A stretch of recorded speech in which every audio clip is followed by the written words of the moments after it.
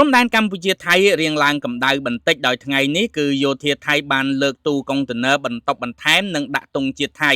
ហើយថ្ងៃនេះដែរប្រមុខការទូតកម្ពុជាបានបង្ហាញផែនទីទឹកដីខ្មែរនៅឯតំបន់ថ្មដា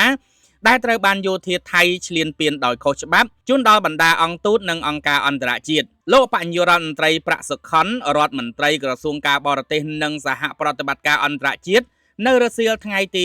27ខែមិនិនាឆ្នាំ2026នេះបានបង្ហាញផែនទីទឹកដីកម្ពុជានៅចំណុចច្រមុះជ្រូកផ្លូវបំបែកទៅកោះកុងកាស៊ីណូ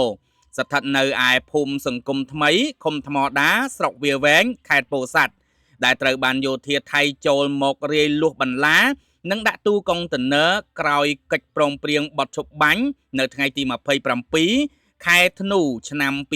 2025ដល់ឯកអគ្គរដ្ឋទូតនិងឯកអគ្គរដ្ឋទូតនិងតំណាងទូតព្រមទាំងអង្គការអន្តរជាតិធំៗប្រចាំនៅកម្ពុជាគួរឲ្យដឹងថាកាលព្រឹកព្រលឹមថ្ងៃទី7ខែកុម្ភៈឆ្នាំ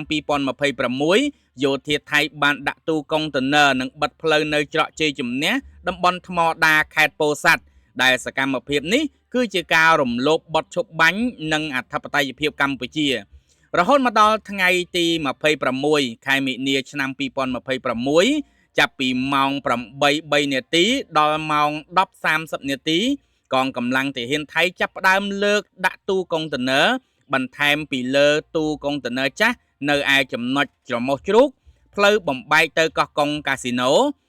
បានចំនួន3ទូបន្ថែមទៀតស្ថិតនៅឯភូមិសង្គមថ្មីឃុំថ្មដាស្រុកវាវែងខេត្តពោធិ៍សាត់ក្រសួងការបរទេសនិងសហប្រតិបត្តិការអន្តរជាតិបានតវ៉ាប្រឆាំងនឹងសកម្មភាពរបស់កងកម្លាំងប្រដាប់អាវុធថៃ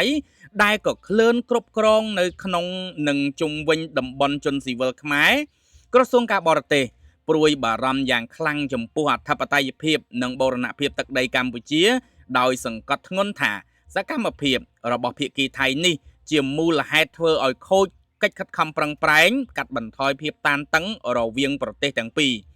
ក្រសួងការបរទេសបានប្រឆាំងជំទាស់យ៉ាងខ្លាំងចំពោះសកម្មភាពរបស់កងកម្លាំងប្រដាប់អាវុធថៃដែលកំពុងធ្វើឲ្យមានការកែប្រែនៅបរិយាកាសសន្តិសុខនៅក្នុងឬក៏ជុំវិញតំបន់ជនស៊ីវិលតាមរយៈការពង្រឹងការគ្រប់គ្រងយោធានិងបង្កើនស្ថានភាពថ្មីលើទឹកដីតំបន់ជាក់ស្ដែងចំណុចនេះក៏បានរាប់បញ្ចូលទាំងការរាយបន្លាលួសនិងដាក់ទូកុងតឺន័រព្រមទាំងសកម្មភាពនានានៅក្នុងដែនអធិបតេយ្យភាពរបស់កម្ពុជាសកម្មភាពបំពានរបស់យោធាថៃនៅពេលនេះបានបង្កក្តីព្រួយបារម្ភយ៉ាងខ្លាំងចំពោះអធិបតេយ្យភាពនិងបូរណភាពទឹកដីរបស់កម្ពុជាហើយពុំសមស្របទៅនឹងវិធានការកាត់បន្ថយភាពតានតឹងដែលមានបែងចែកនៅក្នុងចំណុចទី1នៃសេចក្តីប្រកាសរួមនៃកិច្ចប្រជុំពិសេសលើកទី3របស់គណៈកម្មាធិការព្រំដែនទូទៅ GBC ថ្ងៃទី27ខែធ្នូឆ្នាំ2025ក្រសួងការបរទេសដោយចាត់ទុកសកម្មភាពនេះជាមូលហេតុធ្វើឲ្យខូចដល់កិច្ចខិតខំប្រឹងប្រែងកាត់បន្ថយភាពតានតឹងនិងរារាំងដល់ការវិលត្រឡប់របស់ជនស៊ីវិលទៅកាន់ផ្ទះសម្បែងនិងទ្រព្យសម្បត្តិរបស់ពួកគេដោយសុវត្ថិភាពនិងសេចក្តីថ្លៃថ្នូរយ៉ាងណាមិញកម្ពុជាបន្តអំពាវនាវឲ្យប្រទេសថៃអនុវត្តឲ្យបានពេញលេញនិងស្មោះត្រង់នៅការប្រកាន់ទាំងអស់នៃសេចក្តីប្រកាសរួមនៃកិច្ចប្រជុំពិសេសលើកទី3របស់គណៈកម្មាធិការព្រំដែនទូទៅចុះថ្ងៃទី27ខែធ្នូឆ្នាំ2025និងកិច្ចព្រមព្រៀងពាក់ព័ន្ធនានាទន្ទឹមនឹងនេះកម្ពុជាក៏បញ្ជាក់ជាថ្មីនៅការបដិញ្ញាចិត្តរបស់ខ្លួននៅក្នុងការដោះស្រាយបញ្ហាព្រំដែនជាមួយនឹងប្រទេសថៃដោយសន្តិវិធីស្របតាមច្បាប់អន្តរជាតិនិងកិច្ចព្រមព្រៀងទ្វេភាគីដែលមានស្រាប់ព្រមទាំងប្រកាន់ភ្ជាប់នៅគោលការណ៍ព្រំដែនមិនត្រូវបានកែប្រែដោយការប្រើប្រាស់កម្លាំងនោះឡើយបាទនេះគឺជាសកម្មភាពនៅថ្ងៃនេះតែម្ដងបងប្អូនអ្នកគ្នាគឺជាថ្ងៃទី27ហើយយើងឃើញថាមានអង្គទូតមានឯកអគ្គរដ្ឋទូតមានអង្គការធំជាច្រើននៅក្នុងប្រទេសកម្ពុជាបានទៅដល់នៅទីតាំងតំបន់ថ្មដានេះតែម្ដងអញ្ចឹងនៅតំបន់ថ្មដានេះគឺធ្វើការមានការឡើងកម្ដៅម្ដងទៀតដោយខាងយោធាថៃមានប្រដាប់ដោយអាវុធបានលើកទូកុងតឺន័របានដាក់ទង់ជាតិគេធំហ្នឹងហើយនៅក្នុងនោះអ្នកដែលមើលទៅថាលេចធ្លោជាងគេនៅក្នុងការបង្កហេតុបង្ករឿងជាច្រើនដងនោះគឺថាកាន់ចំផល្លាំងនេះហើយគឺជាគេហៅថា ម្ចាស់ស្ថាបនិកឡានដឹកអាចឡានដឹកលាមកណាបងប្អូនបាទនិយាយត្រង់ៗចឹងហ្មងទៅអញ្ចឹងឃើញអាប៉ិហ្នឹងនៅតែបន្តចំអកឡកលើយឌឺដងផ្លែផ្កាលក្ខណៈថាបញ្ឆេះកំហឹងណាអញ្ចឹងបុគ្គលម្នាក់នេះអត់ដឹងថាយ៉ាងម៉េចទេគាត់បើតាមដំណឹងមកគាត់ជា content creator គាត់ជាមនុស្សធម្មតាទេជនស៊ីវិលទេប៉ុន្តែជាក់ស្ដែងឃើញថាគាត់នៅជាមួយនឹងអាជ្ញាធរគេហៅថាខាងកងទ័ពរហូតតែម្ដងហើយគាត់នេះគឺជាមុខសញ្ញានៃការញុះញង់ដែលធ្វើឲ្យមានការខឹងសម្បាពីខាង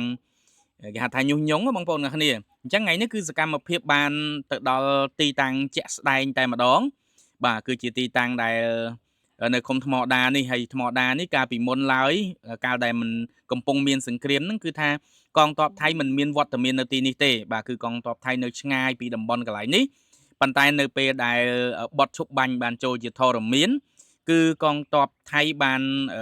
យកទូកុងតឺន័រលួសបន្លាអីមករាយព័ទ្ធនៅទីតាំងកន្លែងហ្នឹងតែម្ដង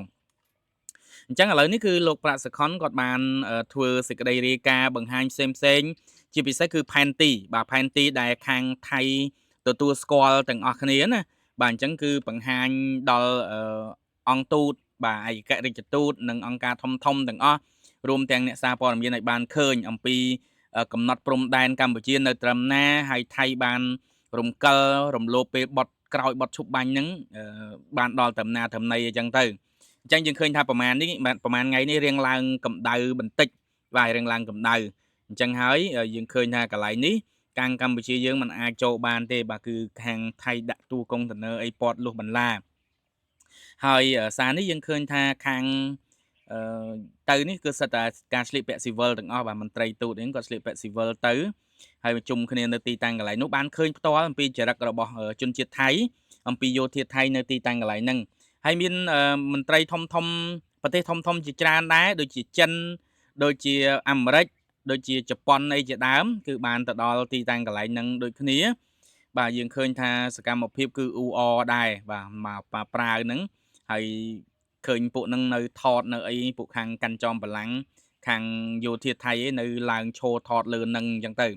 អញ្ចឹងពីដំបូងឡើយគឺគេដាក់ទូទៀបទេប៉ុន្តែឥឡូវនេះគឺបន្ថែមទៀតហើយបន្ថែមទង់ជាតិបន្ថែមអីមានរូបតម្រៃរូបអីជាដើមអញ្ចឹងទៅហើយឥឡូវនេះគឺខាងកម្ពុជាយើងនៅតែបន្តតវ៉ាលក្ខណៈដោយសន្តិវិធីដោយការទូតបាទយើងអត់ចង់បានចំនួនចង់អីបកហេតុបករឿងដូចខាងយោធាថៃដូចខាងប្រជាជនថៃមួយចំនួននោះទេអញ្ចឹងសង្ឃឹមថាថៃក៏ដូចគ្នាដែរបាទគឺដោះស្រាយរឿងនេះដោយសន្តិវិធីទៅកុំឲ្យមានការ